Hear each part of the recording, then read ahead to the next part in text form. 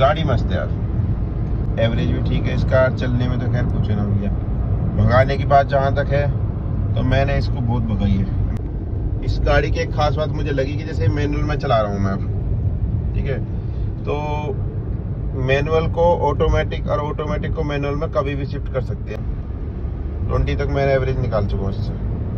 Hello guys, i10 Nios के अंदर आप क्रूज कंट्रोल कैसे चलाओगे, आज मैं आपको ये दिखाता हूँ। ये मेरे पास है i10 नियोस एस्टा, टॉप मॉडल है, 1.2 लीटर कप्पा इंजन। तो अब हम इसमें जो है क्रूज कंट्रोल चलाकर आपको दिखाएंगे।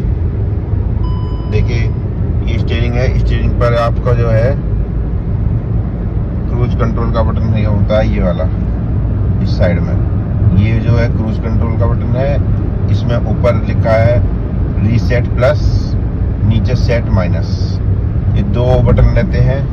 और सामने क्रूज लिखा आएगा जब मैं इस बटन को दबाऊंगा, ऊपर वाले, सबसे पहले ऊपर वाले बटन को दबाना होगा, ठीक है। इसको बटन को दबाते हैं हम, देखो ये लिखा है, हाँ अब लिखा रहा क्रूज, जूम करके देख सकते हो आप, क्रूज आ रहा लिखा हुआ सबसे ऊपर, उसमें किलोमीटर लिख रखा है, लेकिन वो डेड है, अभी सेट नहीं हुआ है। अब इसको सेट करने के लिए क्या करते हैं, जैसे अभी हमने जो रेस पे पैर दे रखा है, ओके, तो रेस पर पैर आप दिए मतलब पैर रखे हुए भी आप इसको कर सकते हो, बिना पैर रखे भी आप इस पर कर सकते हो इसको, क्रूज कंट्रोल को, ठीक है। अब कैसे करेंगे क्रूज कंट्रोल, देखिए अभी एक सेकंड बताता हूँ, जरा थोड़ा सा कंजेस्टेड है, एक सेकंड। इस वाली गाड़ी खास बात ये है कि इसमें जो 50 पे भी क्रूज कंट्रोल लगा सकते हैं, ठीक।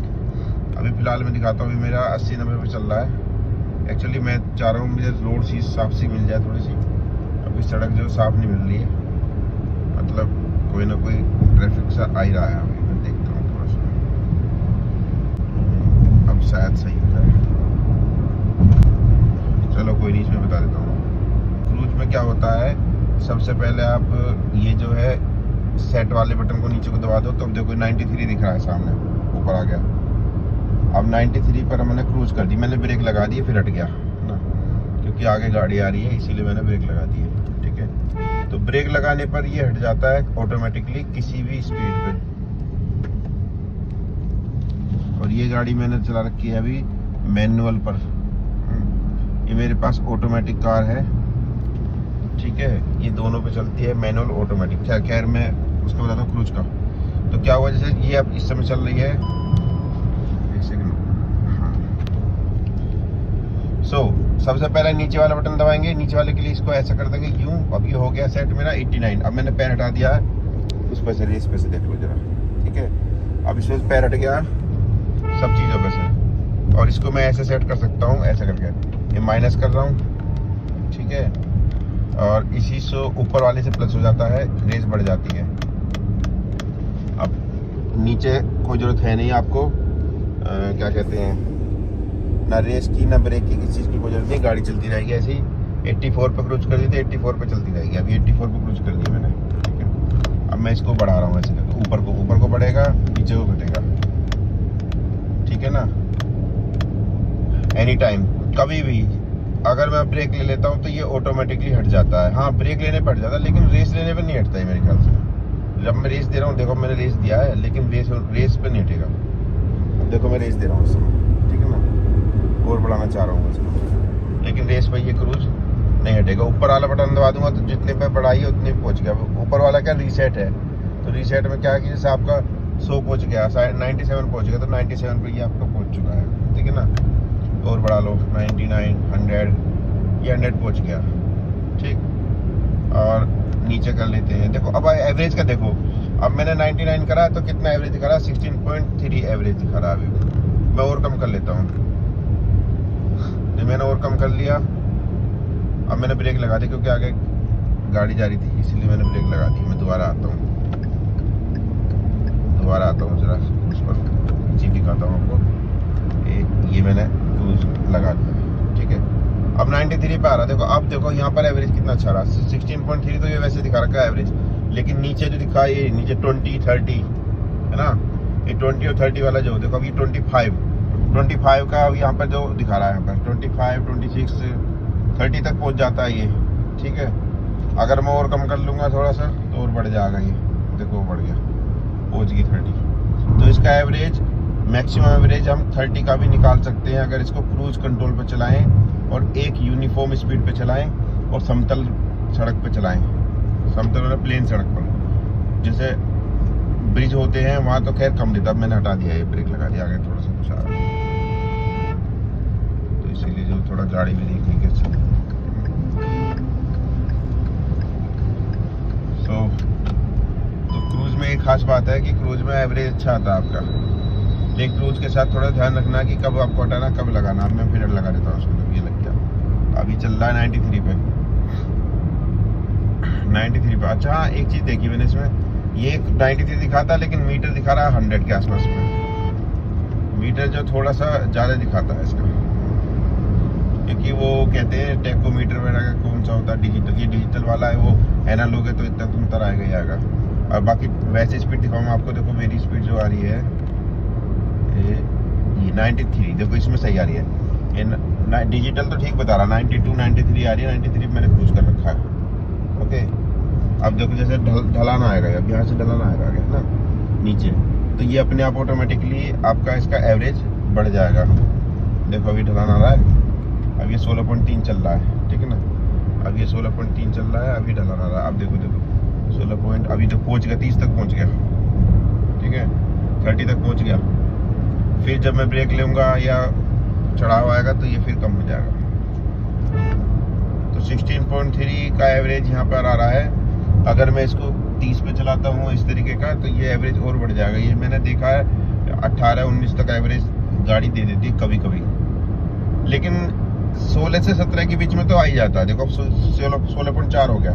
क्रूज कंट्रोल चलाने का ये फायदा, अभी मैंने चलाया थोड़ी देर के लिए, देखो बढ़ गया एवरेज, है ना 16.4 हो गया। अब मैं अगर ऐसे ही लगा रहा हूँ तो थोड़ी देर बाद में ये हो जाएगा 17 पहुँच जाएगा, फिर 18 पहुँच जाएगा, इस तरीके का, है ना।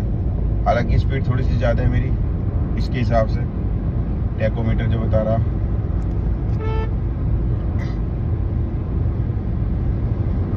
तो क्रूज हटाना बहुत आसान है, सीधे सीधे ब्रेक ले लो तो क्रूज अपने आप हट जाएगा, फिर लगा लो दोबारा से, तो क्रूज पे चलाने में बढ़िया रहता है, थोड़ा सा कंट्रोल रहता है गाड़ी पर।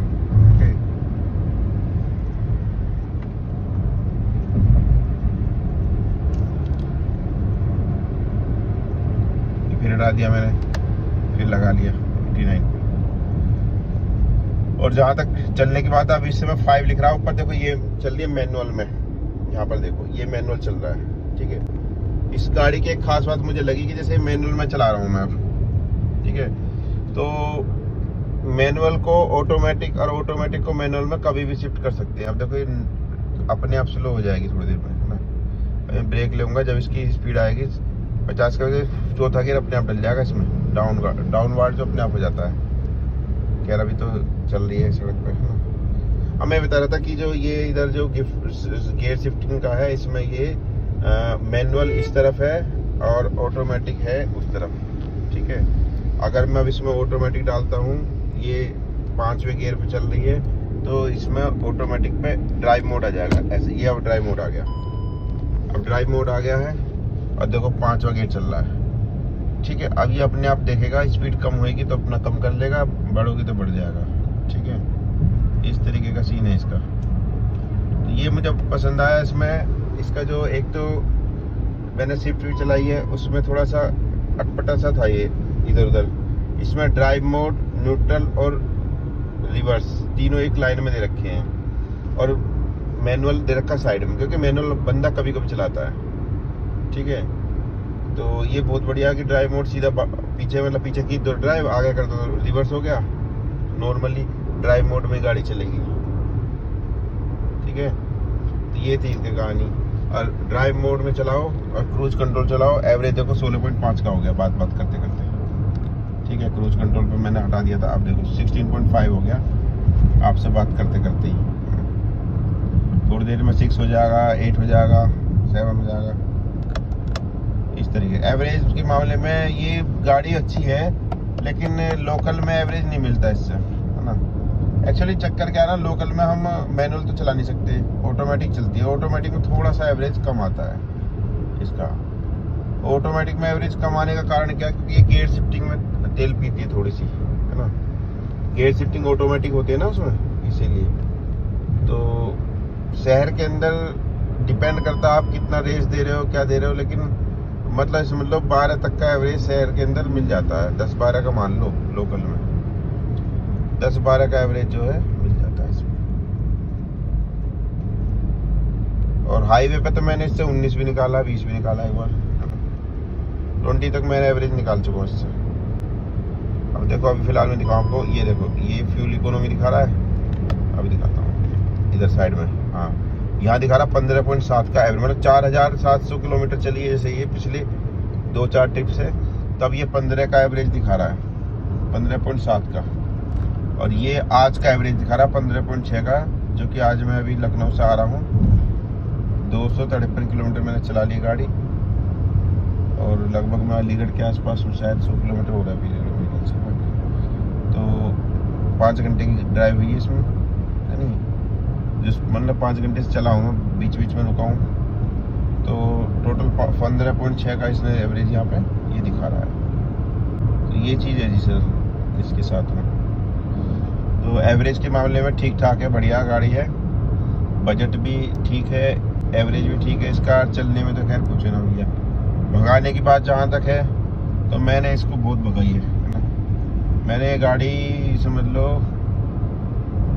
170 तक मैं भगा चुका हूँ, 175 तक, 175 तक मैं इसकी टॉप स्पीड निकाल सकता हूँ, निकाल चुका हूँ वैसे। अभी 180 का टच करना रह रहा, हो जाएगा कि दिन टच। खैर अब देखो ये क्रूज पे चल रही है, और मैं वो वाला एवरेज दिखा दूँ, एवरेज वाला कितना चल रहा है, 16.6 का आ गया। देखो बढ़ रहा नहीं बढ़ रहा है। तो इस तरीके से एवरेज में बढ़ता चला जाता है। क्रूज कंट्रोल लगाने का फायदा है, गाड़ी मस्त है यार। सो फ्रेंड्स, मिलते हैं किसी और वीडियो में, तब तक के लिए बाय, थैंक यू।